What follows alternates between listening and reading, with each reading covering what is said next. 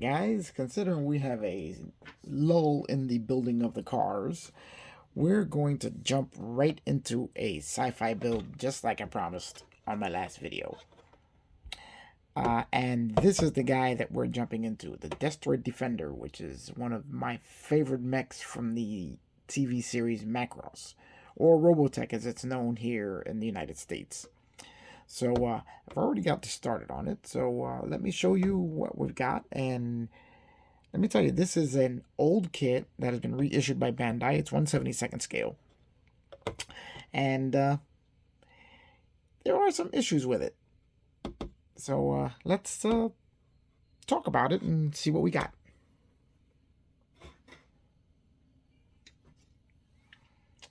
Alright, here we have his first set of arm cannons. Now, this is complete. I've already assembled the entire arm, and there are quite a few issues. This thing is filled with seam lines, as this is basically a reissue of an old mold. This is, I guess, maybe before Bandai went through all the effort to hide seam lines inside the panel lines and all. And this thing has seam lines that run through all of the major visible areas. Now, I've done a ton of work on this to get rid of all the seam lines.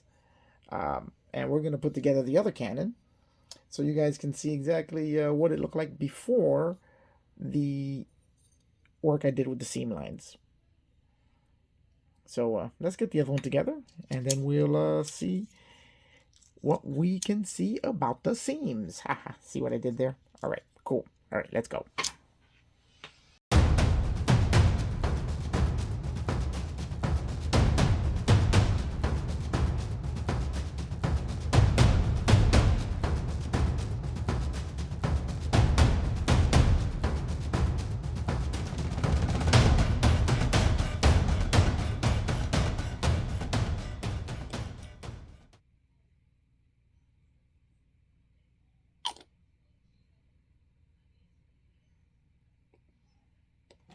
Now, one thing you're going to want is to start at the end of the barrel for the cannons and make sure that your openings are lined up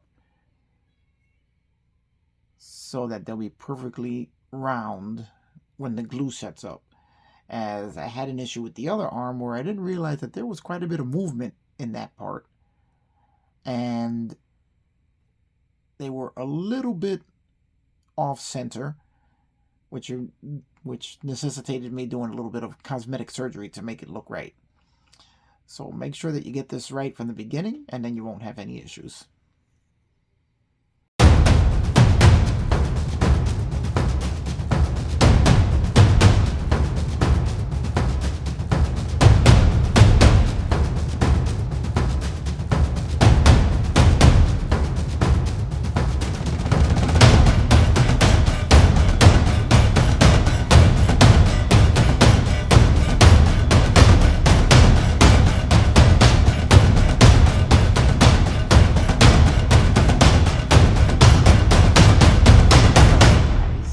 Now let's take a look at what we have to work with here. As you can see here, look at how ugly that seam line is.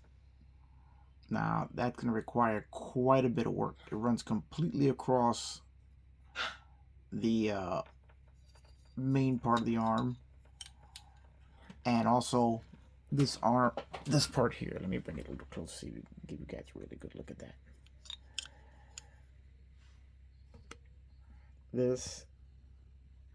There we go. See that seam line? Now it's virtually gone on the part that I finished, but you can see how bad that would have looked had I left it on the finished model all the way across. And now if you install the cannons, the barrels, take a look at the seam lines there. Now, much as I love Bandai, that looks horrendous. You can see how much work needs to be done. Also the barrels, you're looking at the barrels, you can see how much work will need to be done on them. So this arm here is probably about 2 to 3 hours worth of work to get everything looking smooth and clean. So we're going to do that on here, and then we'll be back when it's done. Alright guys, we're back with the 2 cannon arms of the destroid monster. After quite a few hours of sanding and filling and filing and seam line removal, we've got them cleaned up pretty nicely. This is the previous one I showed you that we didn't do any work on. I think I've got it right where I want it. I'm going to have to clean that up a little bit more. So it always seems to be something new to clean up a little bit there. The underside, we've got all of that filled in nicely. We've got the seams pretty much non-existent on the barrels. The rooftop seam, the top seam here is pretty much gone. Now comes the time that we're going to have to move on to the next body part. And then once we apply primer to all of these parts, it will show us where we need to do a little more work. Because right now it looks pretty good, but the primer will be what decides whether we have to go back into this again. And it took quite a few hours. Let me tell you, you get spoiled with modern Bandai and their kits and the fit and the engineering on them. These older kits, which this is an older one, it's a re-release, needs quite a bit of work to get it smooth and even. This is the first one I did. You can see here, most of the seam lines are pretty much non-existent. You see a little bit of the filler, but other than that, the primer should hold on pretty well. Now, one interesting thing I did note is when you're putting the pivots on the arms, you have to make sure you do the numbers. They all look the same, but they're not, as the pins that hold the arms are different sizes. So that you'll have on one side, you'll have one pin that goes all the way in. The other side is a much tighter fit, as that's going to provide a friction fit to allow you to the arm to stay in position when it's mounted to the body. So you can pivot it in and out and it'll stay there. How long that'll last before the plastic wears and it gets loose, I can't tell you. But this was their solution to having the arms to be positionable, and so that they would hold their position. So you got to make sure you put thin pin, thick pin, just as it's described in the instructions, into each arm. And you'll know that because one of the arm pins will just come right out, and the other one will have a bit of a tighter fit. So there we go. The gun arms are done. Now it's time to move on to step 2. This was all just step 1.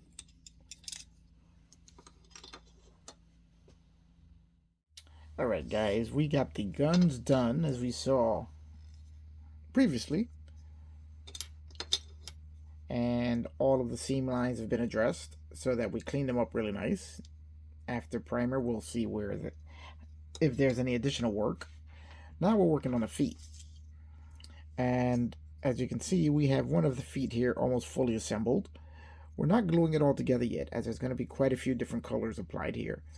I want the center portion of the foot here to be in a metallic color. These are going to be painted the combat color, tan, beige, haven't decided yet. And the bottom of the foot, where it's stomping onto the ground and scraping all of its paint off, is all going to be steel. Steel here, steel here, steel here. And this little grill insert here is also going to be steel. So that's going to cover our foot. If you can see the size of the foot, this is going to be a pretty hefty size model. It's supposed to be 1/72nd scale. So just to give you an idea of the size, if we put our 1/72nd scale Ferrari next to it, you can see that just the foot alone is as big as the Ferrari. Interesting. So let's get our car out of here before we step on it. Now, what I wanted to talk to you about was one little bit of assembly here. This is the bottom of the foot, which kind of just slots right into here. Now the thing is, we can't assemble everything because we still have to do some painting, so these parts have to come apart so that they can be painted. Now this little grill insert slots into the foot here. So what I recommend you do is you install the little foot insert there. Whoops, if you don't drop it like I just did. Install it into the foot. Oh, I think I got it upside down. Yes, I do. You get it into position. As this is going to have to be the same color as the underside of the foot. I just slot it into position. Use both halves, the upper and the lower part of the foot, to hold it in place. And then I'll just hit it with a little bit of Tamiya cement to hold it in place.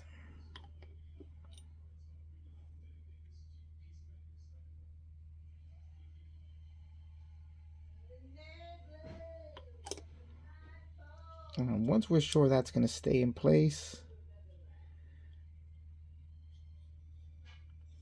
give it a second to set up. And now we can separate our foot. And if we don't knock that piece off, we now have it in the proper position for reassembly of the foot afterwards. So we'll just put the rest of our Tamiya cement here to give it a nice strong bond. Really recommend the Tamiya cement for this kit, as it seems to work really well with this plastic here.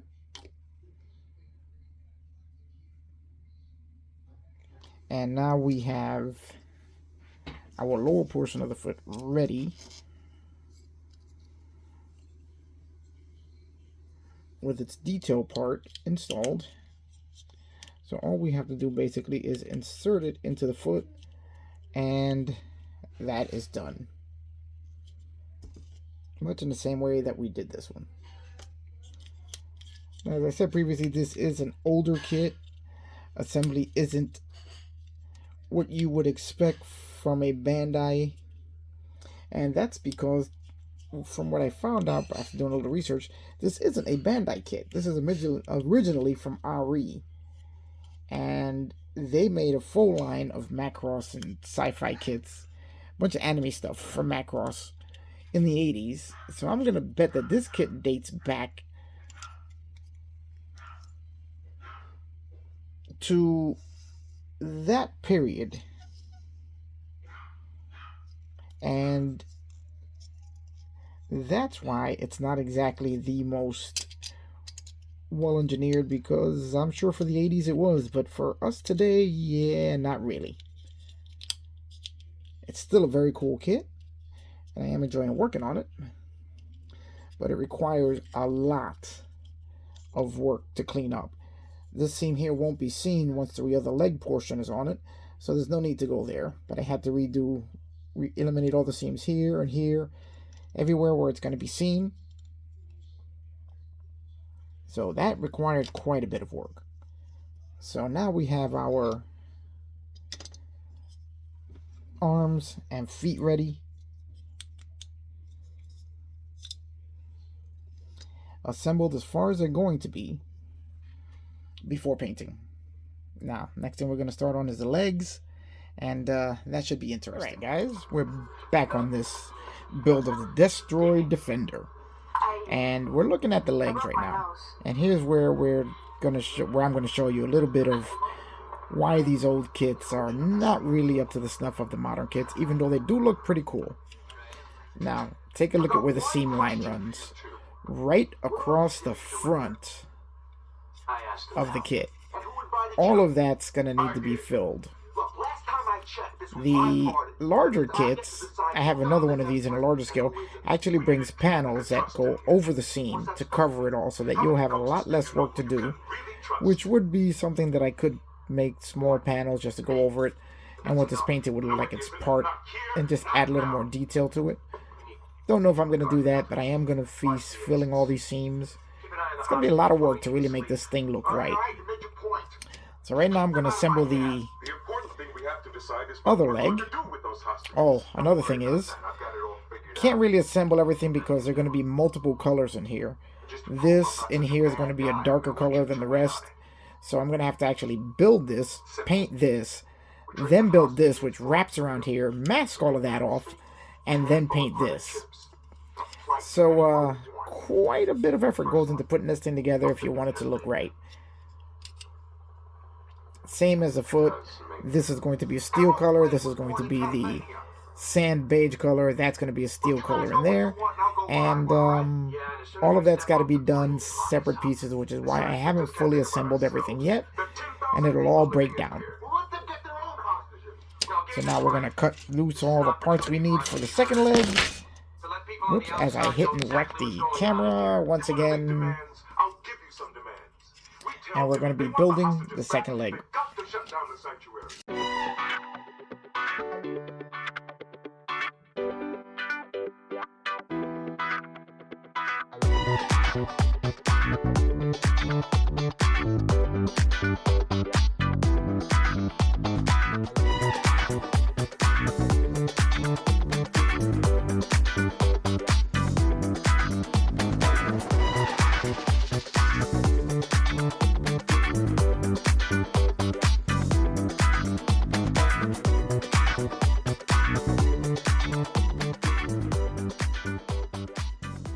Okay guys, here's another great example of how much better a part looks when you remove the seam lines. As I said, this is an older kit and the seam lines are very apparent, but here you can see on the two ammo boxes that the thing wears on its shoulders how much better it looks without the seam lines. Alright guys, well, that's going to end it for this video. As you can see by the bench here, I've got a huge mess going on with these 4 projects that I'm trying to get done at the same time. And the destroid Defender is just the latest in those projects. So if you guys have been following along, you know I've got the blue build going. We're going to be getting back to that. And we'll be doing some more work on the destroid Defender, as we're going to be going to paint soon. And you guys can come along for that voyage too, and you can see how well the rest of it goes together, because there's still a lot to do. And I only have until the 6th of April to get it all done. See you on the next one, guys.